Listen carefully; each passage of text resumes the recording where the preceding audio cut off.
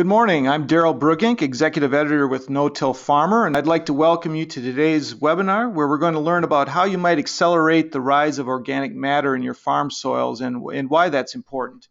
Today's No-Till Farmer webinar is sponsored by Midwest Biotech, and here to help us learn more about the efforts we can take to increase soil organic matter is Doug Miller, Vice President and Agronomist with Midwest Biotech. It's great to have Doug back behind the computer sharing his expertise on the workings of the soil, and we look forward to hearing from him today. Before we turn things over to Doug, there are a couple items we always want to make you aware of. And of course, on your screen, you're going to see a control panel, and there's an orange box there with a white arrow inside of it. You can click on that, and it's going to open up a larger question field that will allow you to submit questions at any time during the presentation. And at the end of Doug's presentation, we're going to look to answer as many questions as possible. And again, if for any reason the webinar is disrupted or you seemingly are disconnected from the webinar, just go back to the invitation email you received and rejoin the webinar through the web link in the email. So with that said, I want to thank you again for joining us. I'm going to turn over the controls to Doug, and he's made the drive up from Erie, Illinois this morning. He's actually here in the offices with our producer, Brad Hemsey, and myself. And good morning to you, Doug. Thanks for being here in person. And this happens to be the first time you're conducting a webinar at our office since we moved into our new location this past spring. And hopefully our new little studio is going to work out well for you, okay? Thanks, Daryl. It's always a pleasure to be in Brookfield with the folks at No-Till Farmer, and they do have a wonderful new facility. And so we're very happy to be here with Daryl and Brad, and especially if we get a chance to talk with folks about soil organic matter. It's one of the things that we get a lot of questions about, whether it's from our customers or other folks come up to the booth at the farm show or give us a call, send email. A lot of advantages to increasing soil organic matter, and of course you don't want it to go the other way and decrease. So a lot of the questions we get have to do with the formation process. What's it take to maintain or increase soil organic matter in my cropping system? And so we thought we'd spend a little time this morning and talk about these issues, some of the biological aspect behind it, what are the mechanics involved, what can you do to control or improve the process, what things can't you really control. And a lot of this is really part of some of the presentations we've given in the past. We did 2 years ago a webinar about how to control residue in a no-till system. What can you do to increase residue decay? And so that's really the first part of the system. And then today we'll finish that up by talking about the back end of the process. Once you get the decay process started, what happens to that as it becomes stable soil organic material? What benefits does it offer once you get that residue decayed and it becomes a stable part of your soil system? And how can you manage the system in order to increase that stable content in the soil, the carbon content that's going to provide a lot of benefits? And so instead of talking about products and making this a sales presentation, we wanted to really keep this more informational and not focus on the things we're doing so much, but try to discuss soil organic matter from a more general perspective and hopefully provide some information that's going to be of good use to folks out there. So with that said, we'll get started by talking about what is soil organic matter. And the four main components that represent what is measured as soil organic matter is one, fresh residue. So anytime you produce a crop and return that residue back to the soil, whether it is incorporated with tillage or better yet, left on the surface in a no-till system, it would be counted as part of the soil organic matter. Typically, it's only about 10% or less of the total. So this green slice we can see in this pie chart is a pretty small fraction. That will be regenerated every year depending on which crops you're producing and how much tonnage. That slice will vary in size, but that's the source of the new organic matter that you're going to be building in each year. And as long as you're contributing enough to make up for losses that occur over time, then you'll be at least able to maintain and hopefully improve your soil organic matter. The other critical slice is the smallest one, and that's the microbial and other biological life in the soil. The bacteria, the actinomyces, the fungus, the little guys that we've spent a lot of time talking about in our previous webinars, as well as some of the bigger guys. The earthworm activity in the field would also count as soil organic matter. All told, that adds up to about 5% of organic matter. So it's a smallest fraction, but in many ways it's the most important because it's the work of the microbes and the earthworms and the other soil livestock, as some people refer to it, that it's their work that helps decay the fresh residue and break it down, not only to release nutrients so that you can use those, recycle them for use by the next crop, but return that carbon to the soil and keep it there to help produce the next crop, build your soil structure, and provide a lot of the other benefits that we'll talk about here in a few moments.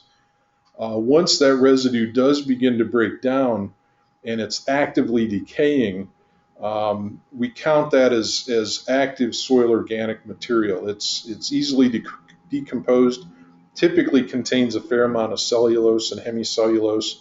Will also contain some lignin. That's the hardest stuff to decompose. But as it breaks down, it's headed towards more stable material, mainly lignin type components that have relatively large molecule size. It's hard to break down any further. And a lot of people refer to this collectively as humus. Humus has three main components. It's the humins, the humic acid, and the fulvic acid. Again, all very chemically stable. They're big molecules. Bonds are hard to break, so that stuff will last quite a while. Fresh residue will break down fairly quickly if you've got enough microbes, if you're not limited on nutrients, and there's adequate moisture for the decay process to work.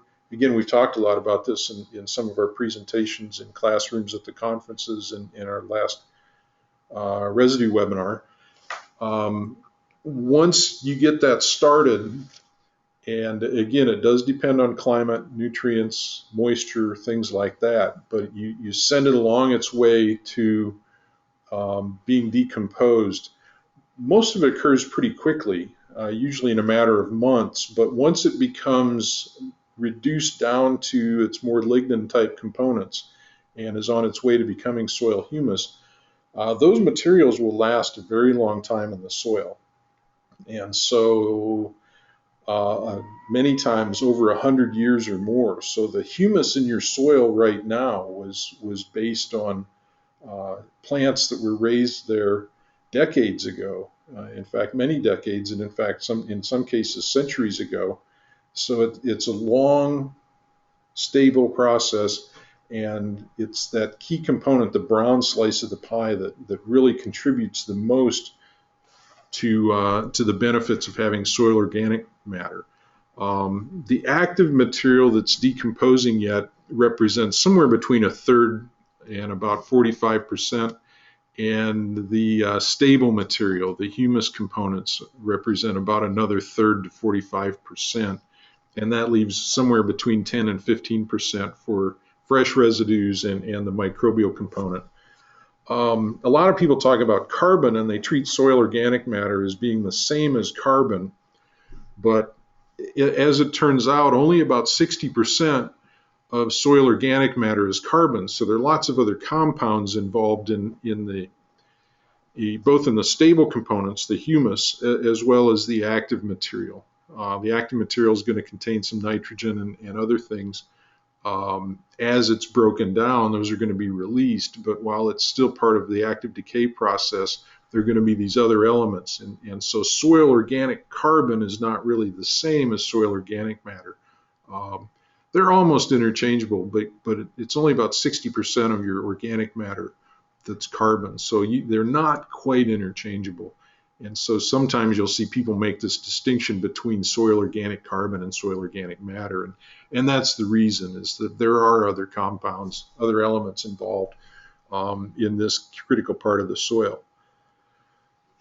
As far as benefits from soil organic matter, one of the benefits that gets the most attention is nutrient holding capacity, because soil organic matter, the stable component, the humus part, has 5 times more bonding capacity than clay particles. So when it comes to holding nutrients in the soils, the organic matter is very efficient at doing so. And so if you can increase your soil organic matter by 1%, that provides considerable amount of additional nutrient holding capacity. For example, the nitrogen content in soil organic matter in just 1% is about 1,000 pounds. Now, that's converted over to plant available form by the microbes, and so only a small part of that's going to be available at any time or throughout a production year. And during a year, you'll have about 2% of that. So out of the 1,000 pounds available in 1% of soil organic matter, you're going to get about 20 pounds of nitrogen. So if your current soil organic matter level is about 3%, you can count on about 60 pounds of N coming from that organic matter that you don't have to apply as commercial fertilizer or through manures or something else. And so people that have high organic matter soils can almost have enough nitrogen available to produce the next crop. So it does have high holding capacity. It can be leached if it's in the wrong form, but it's a huge bank of nitrogen that provides a little bit each year. And by increasing organic matter, you can make enough available to help produce a good part of the needs for the next crop if it's a grass type crop. Of course, if you're raising legumes like soybeans or something, you're going to have more than enough available. In terms of the soil sources for nutrients, almost all of your nitrogen is going to be held in the soil organic matter. 95%, 40% of your phosphorus, and almost 90% of your sulfur will come from the soil organic matter. So as you increase soil organic matter, you're going to make more of those nutrients available. Others like potash have a different delivery mode, but N, P, and S come through the soil organic matter. So if you deplete soil organic matter, you're going to take away almost as much nitrogen and nearly as much sulfur, And so the building of soil organic matter can help with fertility. And if you go the other way, if you lose organic matter, those are lost nutrient sources that you're going to have to replace in other ways. Second key benefit of soil organic matter is that the carbon compounds, the polysaccharides and the other components that are released by the organic matter building process basically act like biological glue. That's probably the best way to describe it, and bind the soil particles together, whether they're clay, silt, or sand particles. You can help form aggregates in the soil through these carbon compounds, and as those aggregation processes develop, you get more airspace and water space that allow roots to penetrate. You have less compaction, and also you have these capillary areas in the soil where you can store water over time. So the soil structure formation process depends critically on having soil organic matter and residue decay to help provide these glues that keep the soil together. If you reverse that process and start to reduce soil organic matter or otherwise hamper the biological activity in the soil, the aggregates will disform and you'll get more compaction in the soil, less airspace, less space for water to move up and down through the soil profile, and less storage capacity. So it's not only nutrient storage, but making air and water available throughout the soil and allowing roots to penetrate. And as you build organic matter, that's going to help with that process. Indirectly then, once you've formed the soil aggregates and you provide this capillary action in the soil, you have fewer problems with water runoff and surface erosion. Water is better able to infiltrate. So as you increase the organic matter and the biological activity in the soil, water infiltration rates measured typically in inches per acre over a given period of time, typically per hour, can be about 2 to 3 times higher in those high organic, biologically active soils. And so what you'll typically find is that by building organic matter, if you get heavy rainfall events like we've had in the last couple of years in many parts of the Midwest, if you go out in the field after heavy rainfall, even 4, 5, 6 inches per hour, if your soil structure is open, water is able to penetrate, there's plenty of capacity to take in water. One thing you'll notice is any residue left on the soil surface will not have moved. If you have a soil that does not allow a lot of infiltration, and then the soil is going to have to, or the surface runoff moves across the surface and not into the soil, you'll see residue displaced. You'll see rills or other evidence of erosion in the soil. But once you build organic matter through the biological action, what you have is an ability for the soil to take it in and as well to hold it. Stable soil organic matter, that humus component in the soil, can hold about 6 times its weight in water. And so if you have 1% soil organic matter, the top 6 inches of the soil, that equates to about 25,000 gallons of water per acre, or about, if you convert it to acre feet, it's about 9/10 of an inch, almost an inch of water per 1% organic matter. So if you've got 3% organic matter, you can hold it a little over 2.5 inches of water immediately in the top 6 inches of soil, more below that. And so if you're able to build organic matter deeper than 6 inches, that just increases that water holding capacity. And of course, the roots will get to it for most deeply rooted crops. So you want water holding capacity well below the surface. But if we just focus on that top 6 inches, you're going to get about 1 inch per 1% of soil organic matter. In terms of its importance, the folks that study water limitation situations on corn, for example, if you have an extra inch of water available, that usually means in normal production times about an extra 10, 12 bushels of yield.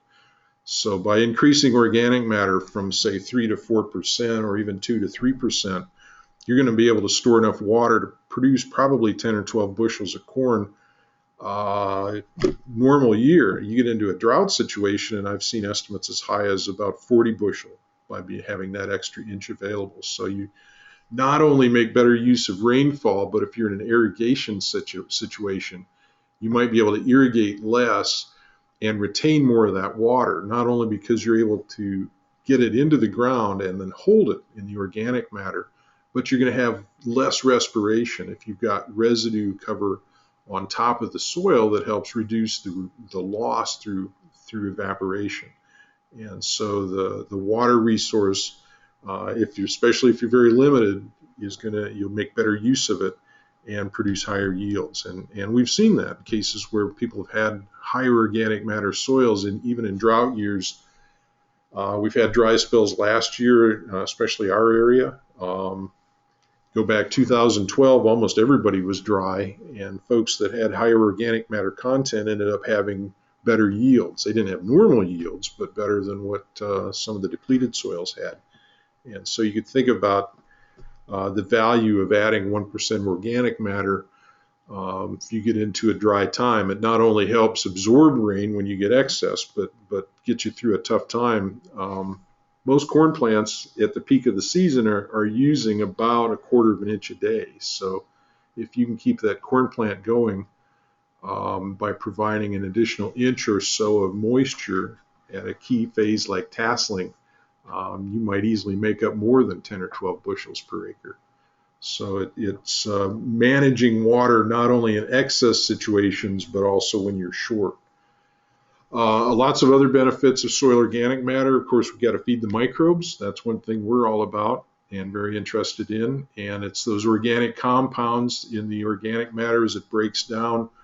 You're taking cellulose, which is basically chains of glucose or sugars. The microbes emit enzymes that break those down. They get at the sugars, and that's what they live on. Part of it goes in to build their cell structure. part of it's released into the atmosphere as CO2, but it all helps to keep those microbial populations happy and active, so you not only continue to break down residues, but you make nutrients available, build soil structure, all the wonderful things that happens from biological activity. Soil organic matter helps to buffer pH, so it'll keep your soil chemistry a little bit more stable. And then one of the areas where you get both pros and cons are in binding herbicides or other pesticides. The stable component of soil organic matter, again, has very high bonding capacity, 5 times more than clay. And so they're going to hold pesticides. The good news is that means that fewer pesticides will be leached into groundwater and cause trouble. The bad news is that if it's going to bind onto the pesticides, then high organic matter soils may require higher application rates of pesticides in order to do the job, because the pesticides are going to be held in the organic matter rather than being available to work.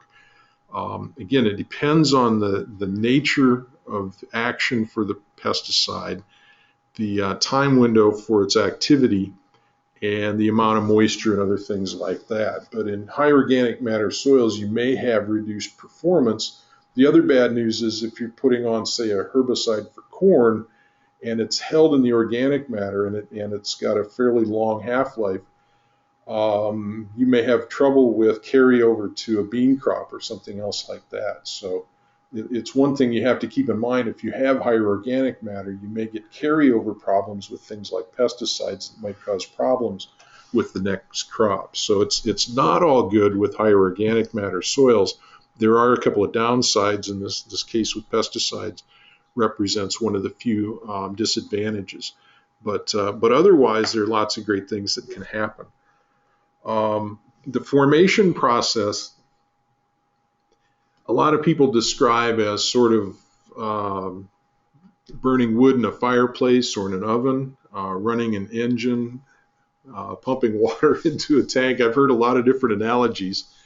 The key thing is, if you're going to increase soil organic matter, you got to fight against a couple of things to make sure that you don't erode what you have. And then if you got to build it, then you got to run the pump or the oven or whatever analogy you want to use a little bit faster. Bottom line is, if we start over here on the left side, it all starts with having fresh residue available and a microbial population to break down that residue.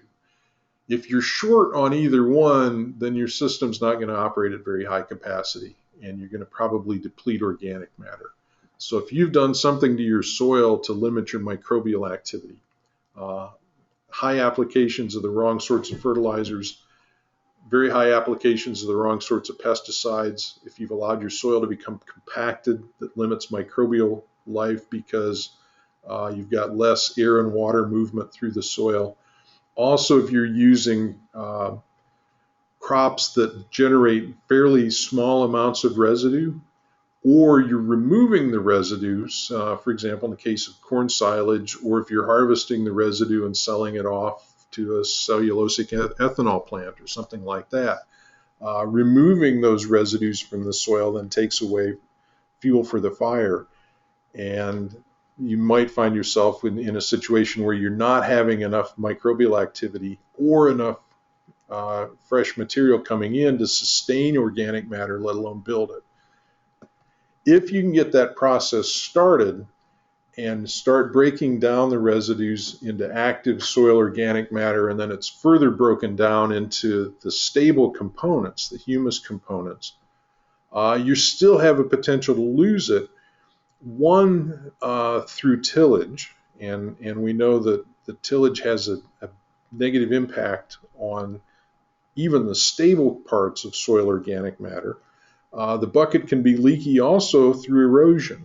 And so in order to build soil organic matter, you not only have to shove more material through the pipe starting on the left side and break down fresh residues in higher quantity to form more active and then ultimately more stable soil organic matter, but you also have to make sure you don't lose it on the backside through erosion.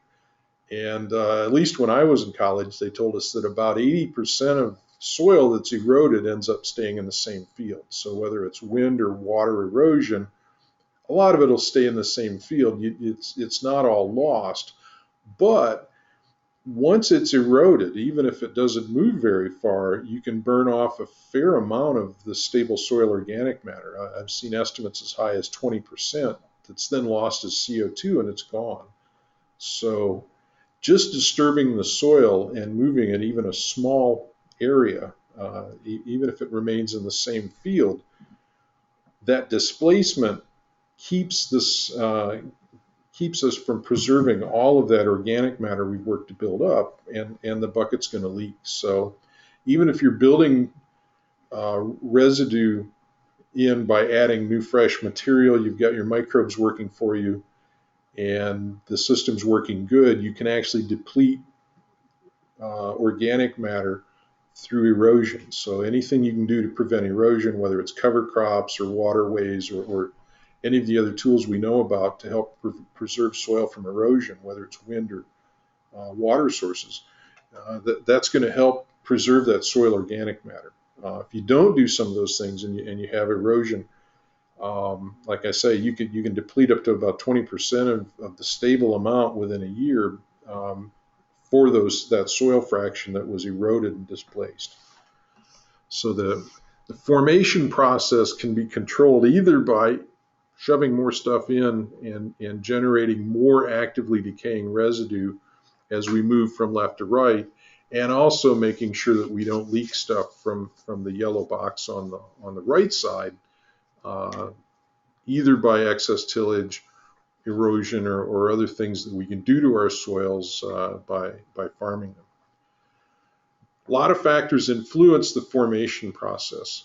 Number one is climate. And what we see is that warmer, moister climates tend to have more vegetation and faster decay. So you are operating at a higher rate. You're sort of burning the stove at a faster level because you've got more microbial activity. As you increase temperature by about 10 degrees Fahrenheit, you're going to roughly double the amount of microbial activity. And microbial activity can go on unlimited. Those populations can grow, and they're only really limited by the amount of residue or nutrients that are available. Once they reach sort of their max for the amount of fuel and energy that they need, then those populations are going to plateau and start to decline. But in warmer climates where you've got enough moisture, they can continue to grow pretty fast and break down residue very quickly. Temperate areas like here in Wisconsin, anywhere in the Corn Belt, we tell people that the half-life of crop residue, whether it's corn, bean, wheat stubble, whatever it is, you can break it down in about 3 to 4 months, or you get half of it, I should say. That does depend, again, on climate. If you get a dry year, you're not going to have much residue decay. If it's too wet or too cool, the process is going to slow down.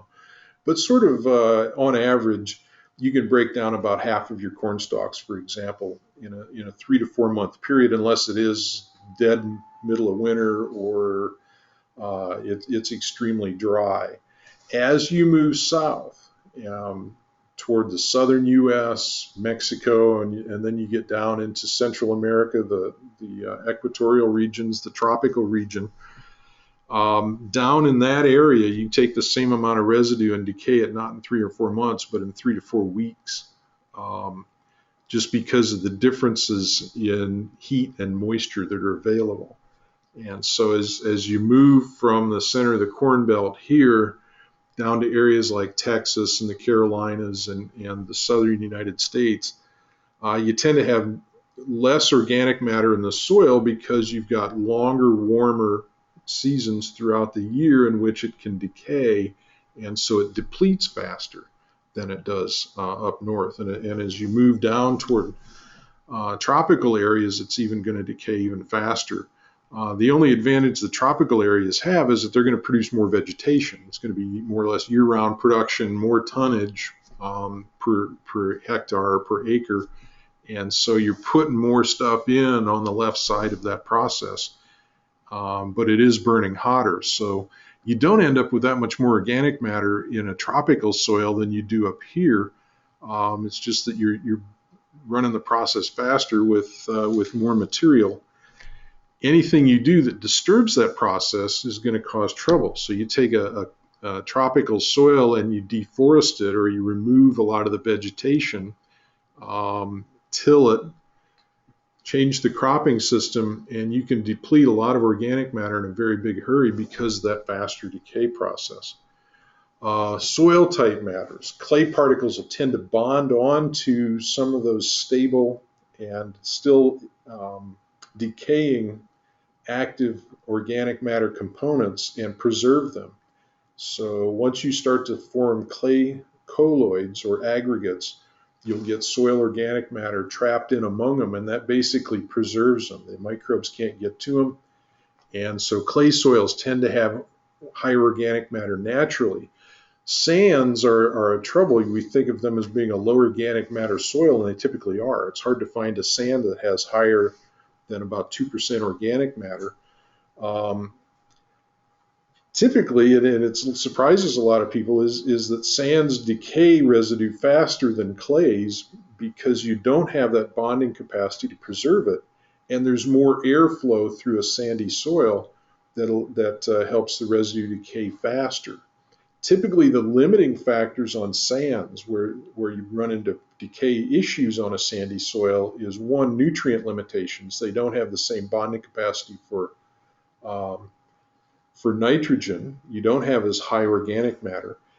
And as well, you have nutrient or water limitations, excuse me. So if you're limited on water, you get a dry, sandy soil, you're not going to have any residue decay because the microbes can't be active. But once you do get enough nitrogen and enough moisture, sandier soils will decay residue faster, and that's why it's harder to maintain organic matter in a sandy soil relative to a silt or a clay. So the soil type matters.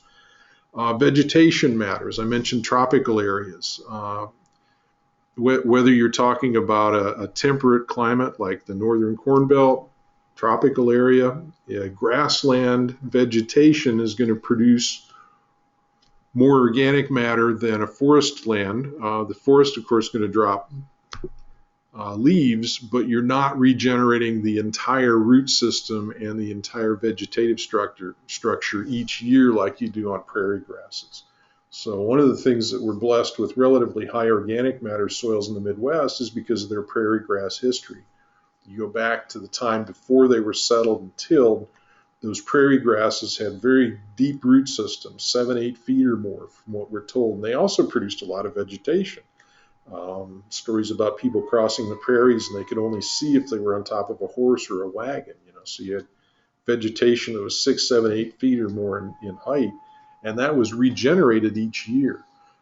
Forest land doesn't regenerate itself in an annual basis, so you get a lower organic matter in a forest soil. You get a lot in the top because of the leaf activity, but you don't get the same root activity, and the plant matter isn't regenerated in the same tonnage. And of course, tillage matters. That's what the no-till guys are all about, and they've been on record for a long time talking about the negative impact of tillage on soil organic matter. And one of the things that I like to show is that this is a dynamic process, so it's not a straight line relationship. But if you begin to till a virgin soil, a prairie soil, it's going to lose about 33%, or roughly a third of its organic matter in the first 20 years after you start tilling. That does not continue at that rate. It's going to slow down and reach a steady state, but it does continue to decline at a slower rate. Second 20 years from up to year 40, you'll lose about another 8, and then you'll lose about another 5% over the next 40 to 60 years. So all told, you're going to lose almost 50% of your organic matter from the time you begin tilling until you reach a new stable level. So if those soils started at 6% organic matter, you could drop back to 3% in the matter of a couple of generations. The other thing is, since that organic matter holds almost all of your nitrogen, you're going to lose that much nitrogen holding capacity. If you go from 6 to 3%, that's a drop of 60 pounds of N per year that could be available for crop production, but it's no longer because you've depleted your soil organic matter. So the impact of tillage is pretty great. And if you can reverse that by reducing tillage and even going to a no-till system, you can have a chance to reduce that leak in the organic matter bucket and try to rebuild it by working from the other side and putting more material in the process and holding on to it. Within about 10 years of continuous no-till, if you compare continuous no-till, which are the green bars, with a cropping system that we might consider conventional tillage, chisel plow and disc, for example. This is a survey, and this has been published in a lot of different studies, but in a lot of different sources, but it shows the impact of no-till at different depths. The conventionally tilled soil, the red bars, maintain their organic matter at about 1%. This was a sandy loam soil, I believe. And over time, you don't really change the organic matter of the soil from the very surface, the top 2 inches, all the way down to 4 to 6 inches. What you would expect on a no-till situation where it is continuously no-tilled, that you're going to have a lot of organic matter at the top. So, and that's what we have. You've got almost twice as much organic matter in the top 2 inches of soil compared to the conventionally tilled, but it doesn't drop off that fast as you move down into the soil structure.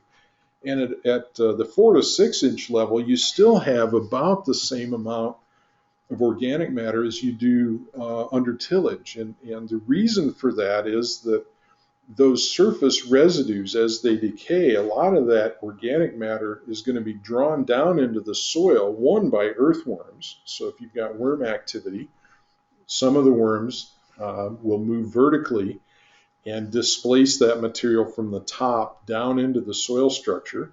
They're going to emit that biological glue, kind of a mucus-like substance that's very high in carbon as they move down through the soil. The other thing that happens is that the fungal species that are really in charge of the decay process will, even if they're residing down in the soil structure, will send out hyphae or feelers toward the surface, seek out these residues, and then they emit enzymes that break it down, and then they will bring those carbon compounds back down in to feed the fungal species.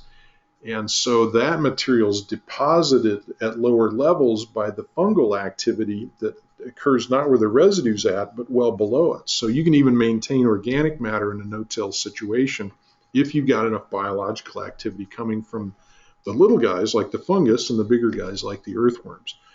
So you do have more surface organic matter than you do at lower levels, but you don't really lose that much relative to a tilled soil, because that organic matter is able to move down into the soil profile through that biological activity.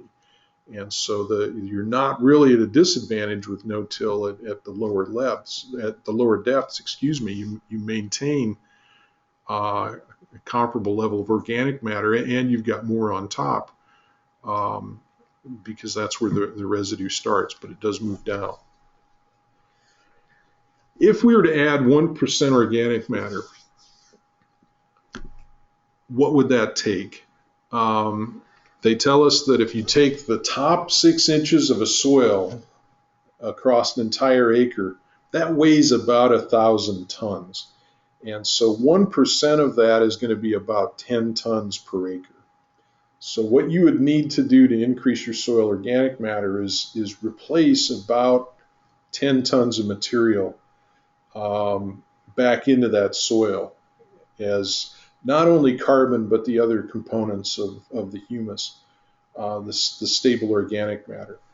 And so in order to get 10 tons, what's that going to take? Well, corn stalks, and if we count the roots, so if we're talking about corn now, you might have about 10 tons, 11 tons in a typical corn crop. Count the roots. The root system actually contributes about anywhere from 1/2 ton up to 2 tons. And so that's a lot of material you're putting back into the soil, but only about 40% of crop residue, whether it's corn or soybeans or any other sort of crop, only about 40% of that's organic carbon. So that 12 tons you can only count on a smaller, less than half of that. Um,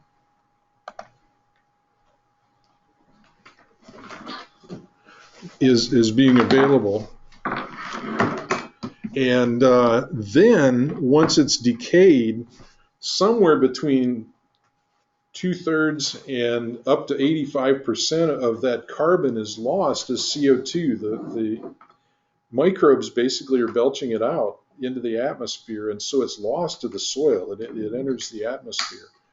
I give a range here because it depends on which organic matter we're talking about. The roots, of course, being underground, you don't lose quite as much. So about 2/3 of that's going to go.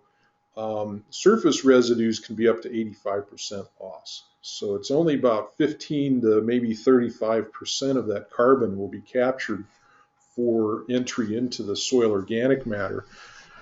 And so if you figure, well, out of my 12 tons I'm adding, only 40% of it's is carbon, and then I lose a big fraction of that. It's only about 10 to 12% of your actual residue becomes soil organic matter. So if you're adding in 12 tons of new residue, you can really only count on about somewhere between 1 and 2.5 tons of that really being new material that can become organic matter. And so if we figure that on a percentage basis for the soil, you're really adding about an eighth to a quarter per year. So if you're going to add 1%, that's going to be a process that's going to take about 4 to 8 years to increase that soil organic matter by 1%, unless you can add additional sources of residue, cover crops, manures. If you're in a double cropping situation, anything that adds additional residues is going to help. The other thing is that, and it's a small part, but it does affect this a little bit, is that about 3% of your carbon is going to be lost every year just because it's completely degraded and gone from the system. So if you've got about 10 tons of carbon, you're talking per 1%, and you've got 3% organic matter, then you got 30 tons of carbon in the top 6 inches of your soil. 3% of that's about an additional 1 ton that you're going to lose each year. So you're going to have to replace that back as well. And so you can reduce these numbers here by about roughly 0.05, 0.06 if you're not accounting for the natural loss. And so what was a 4 to 8 year process, it ends up being somewhere between a roughly 5 and 20-year process. If you're also leaking residue either by erosion or by natural decay.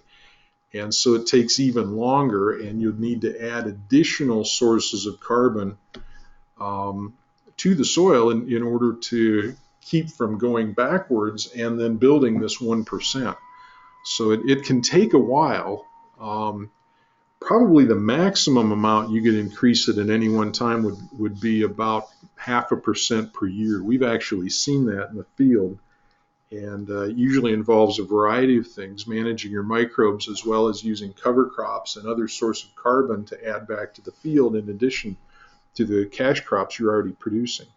But this sort of calculation is what's commonly done if you're trying to figure out how much additional material am I going to need in order to move the needle on my soil organic matter measurements. Not only one, making up for what I'm going to lose each year, but adding back enough to start building it from 2 to 3 or 3 to 4%, whatever your goal might be. And so that's the sort of calculation that's done. Bottom line, of all the residue you're adding back, you're only going to get about 10 or 20% of it at the best to enter your soil organic matter, because it's a pretty inefficient process.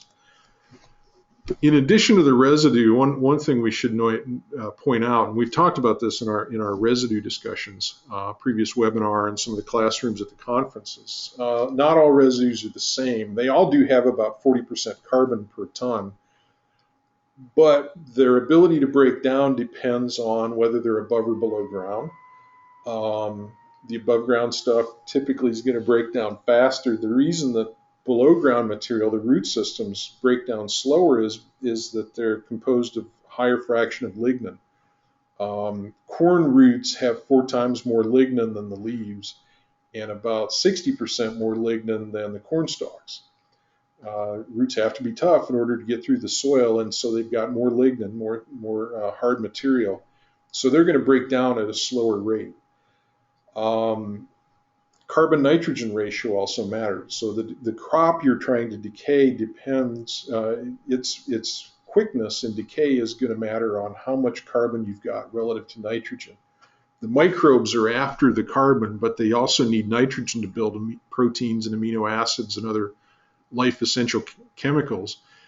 And so residues that have more nitrogen relative to carbon are going to be more favorable for microbial decay. So things like soybean residue, legume cover crops, things like that break down much more quickly than high carbon residues like corn stalks and rye straw, wheat straw, things like that. So if you're using straw and it's got a high carbon nitrogen ratio, it's going to take a little longer to even build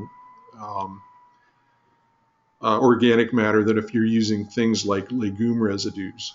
And then if you get into wood chips and sawdust and things like that, which we've heard of people using as a source, we've also heard of people using things like shredded newspapers as a source of residue.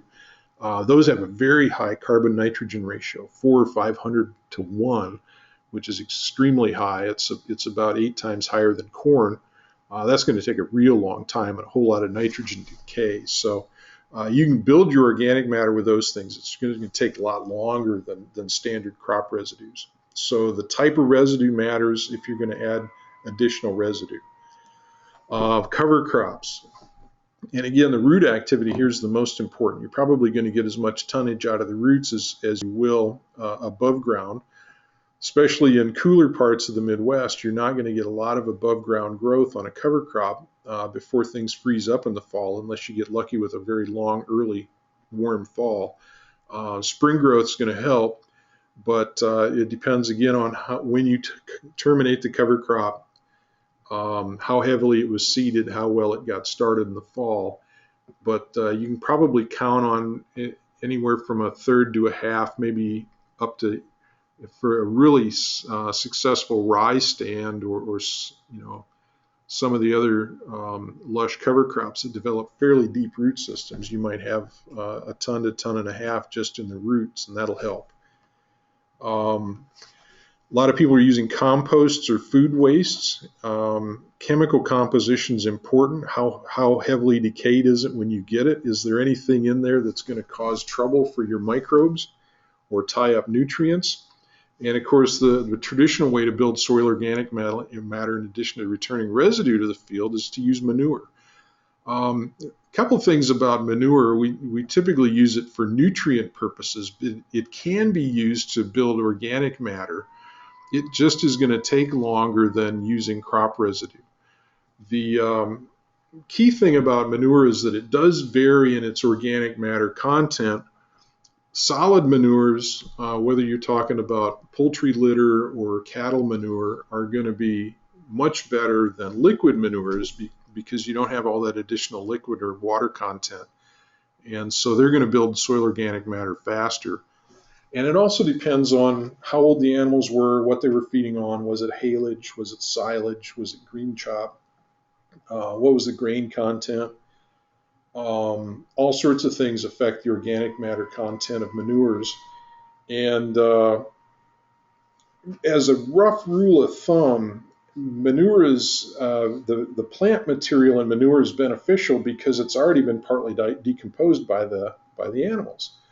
But there's a lot of non-carbon material in the manure, and so on the whole, it's only about 20% carbon. So it's about half as much as crop residue, which means it's going to take roughly twice as much manure as crop residue to have the same impact on moving the needle on soil organic matter.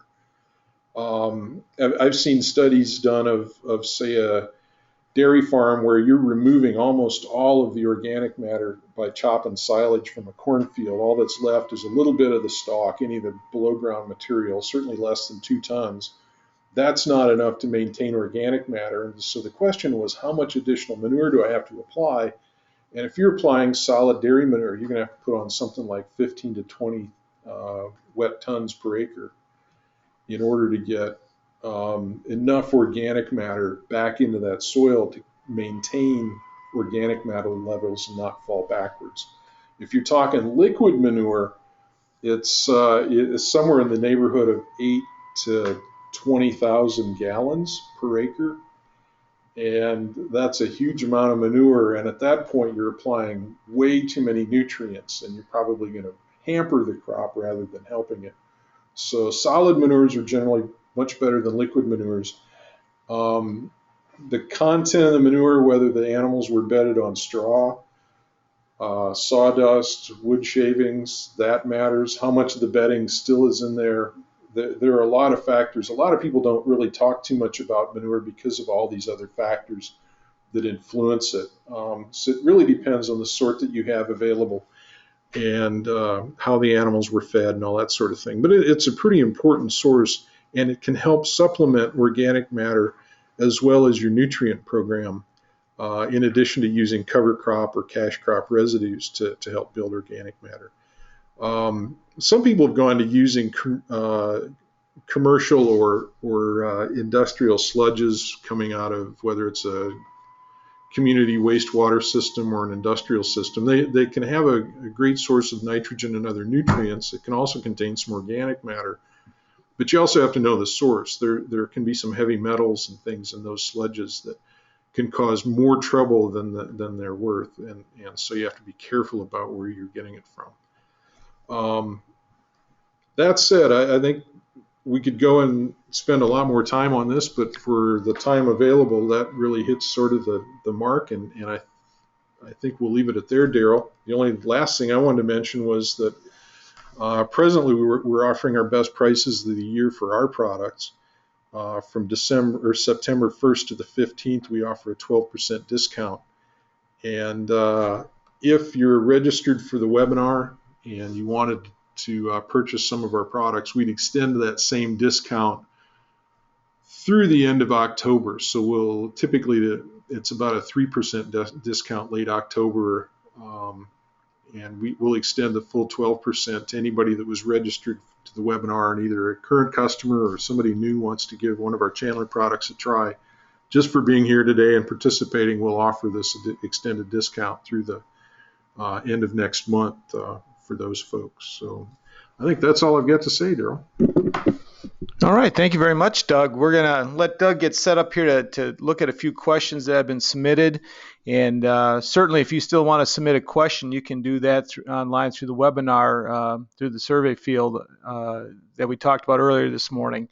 But I'm going to turn the mic back over here to Doug, and we got about 7 or 8 minutes here for some questions. So go ahead, Doug, see what you got here, and go roll with it, okay? All right. Well, we got one question from Eric. Says he has access to dry cattle manure, and he's putting on 5 tons per acre in the past. How much would you recommend? Again, you want to balance your nutrient needs against the organic matter needs, but at 5 tons per acre of dry cattle manure, that'd be, again, it depends, but it's usually about a 2 to 1, roughly equivalent to about 10 tons per acre of wet. That should be enough to help maintain your soil organic matter levels. If you want to move up beyond that, I would say that 5 tons is roughly equivalent to about 2.5 tons of crop residue. So that's about, again, enough to maintain your organic matter levels.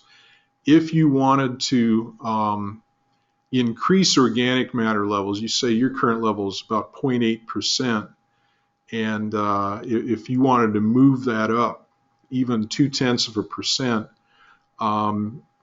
it's going to be a long process. But if you'd go, say, 7, 8 up to 10 tons, it's probably going to be about a 5-6 year process to use that additional manure to help increase organic matter levels. It'll happen. It's just going to take a little bit longer relative to what you get out of a cover crop or residue from another source of cropping like corn stalks or something like that.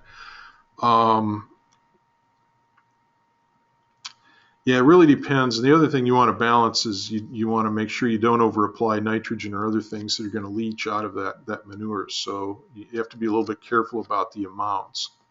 But I'd say a few more tons per acre is going to help build that organic matter.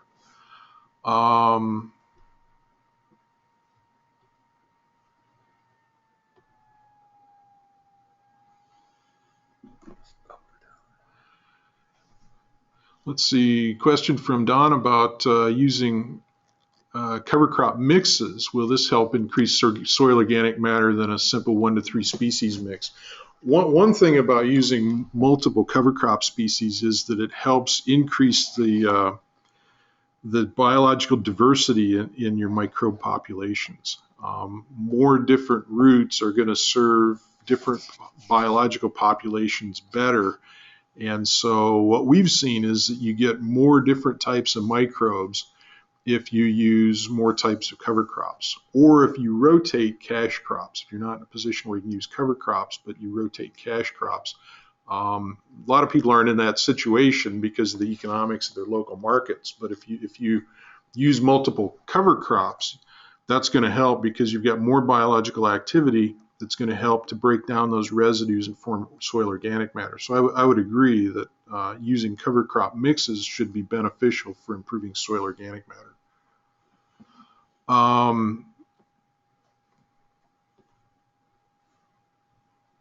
Let's see, question from Dick about they live in western Kansas where it's relatively dry. They're using continuous corn and wheat rotation, and they've been real dry lately. A lot of areas in Kansas have.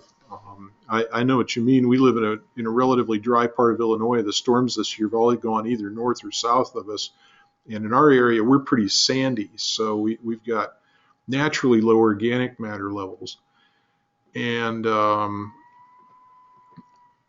Dick says, well, it's been so dry lately that they've gone to a fallow rotation with no growing plant life. And one of the issues with that is that you will still lose about 3% of that organic carbon per year. So about 1 ton of carbon is going to be disappearing from those soils each year if you don't replace it in one way or another. And so the benefit of the dry weather is it's going to slow down that decay rate. The bad news is you're not able to replace it with something else, even if you're not using a fallow situation, but you would have cover crops or other things growing out there, plus the corn residue, plus the wheat straw.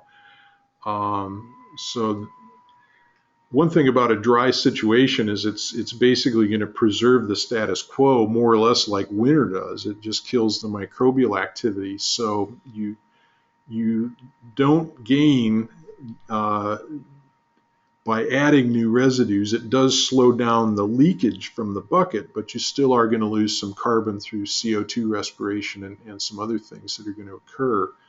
And so that's a real difficult situation. So you get into a drier part of the country and it's hard to build soil organic matter until you get that moisture back. That's for sure.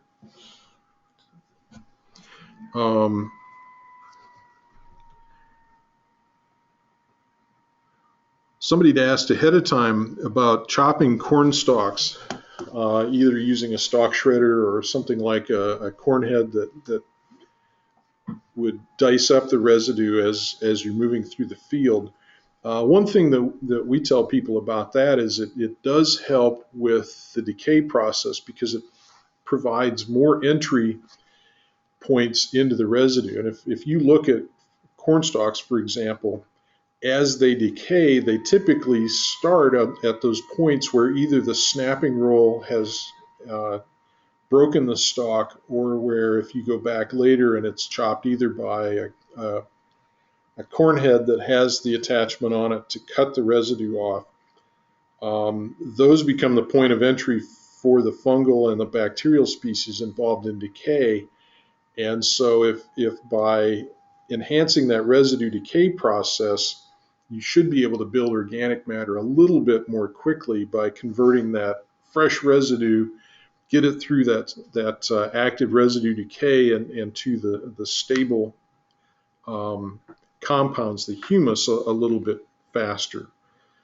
We had a question earlier about increasing organic matter in dry winter climates. So if you're in a climate that's relatively dry in the wintertime, you're probably not losing that much in terms of building organic matter, because the winter temps, unless they're above about 50 degrees Fahrenheit, you're simply not going to have much decay at those times anyway. The whole process stops. Microbes are inactive.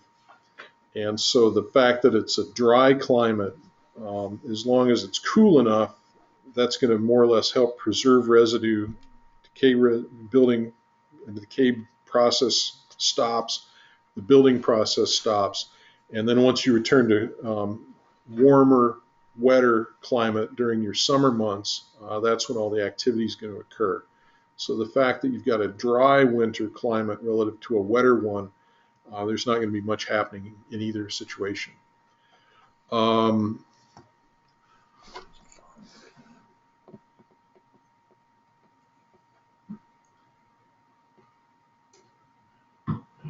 Had a question about shredding corn stalks makes more phosphorus and potassium available to a no-till system. Again, it can help, because if you shred the stalks and increase the breakage points on the stalks where the residue or the decay colonies can inhabit and then start to break it down, it'll occur more quickly. You're not going to gain too much phosphorus from the corn stalks. Most of that's hauled out as part of the grain. So the stalks have a high potassium content. In fact, you can almost recycle enough potassium from one year's worth of stalks to rebuild the next crop. And anything you can do to hasten that will help. You don't have to shred, because they'll enter through where the snapping roll broke the stalk. But any additional places where you can allow those colonies to inhabit the stalk is going to help them decay that residue more completely. All right, we're going to wrap up the questions with that one. And as mentioned, if there's any other additional questions we didn't get to, we're going to send those home with Doug, and he'll answer as many of those as his knowledge allows him to. Let's put it that way. So, but before we conclude, just a heads up: when you log off today, there's going to be a questionnaire for you to complete. A very simple, easy one with a small number of questions, and this really helps us. Your answers help us determine the value of today's webinar and help us with planning for future ones. And second, we are going to be making available via email to you a replay of today's webinar in the event you'd like to go back and review the entire presentation or just some parts of it. So you'll also find that replay of the webinar is going to go up on our No-Till Farmer website shortly. So you'll get an email on that. There is on our website an archive section where you can go back and listen to other webinars that have recently taken place. And as I mentioned, any questions we didn't get to, we're going to send those back with Doug to answer. And we'll post those answers with the replay of the webinar. So I want to thank Doug again for leading this discussion, and thank Midwest Biotech for sponsoring this webinar on all the ins and outs of soil organic matter. Very good information, a good background on what influences it, and also some of the solutions and some of the things you can do to raise it. And I want to thank our producer today, Brad Hemsey, for helping us out. Cole Vandermouse is normally the guy who's sitting in the producer's chair, but he got stuck in Hartford, Connecticut yesterday due to some storms in Chicago, so he's trying to make his way back to Milwaukee today. But Brad did a great job of filling in. So to all of our no-tillers attending today, we are going to wish you the most safest and successful of harvests. We know that's coming up here pretty quick, and we'll say goodbye for now and look forward to having you join us again on a future webinar. Take care.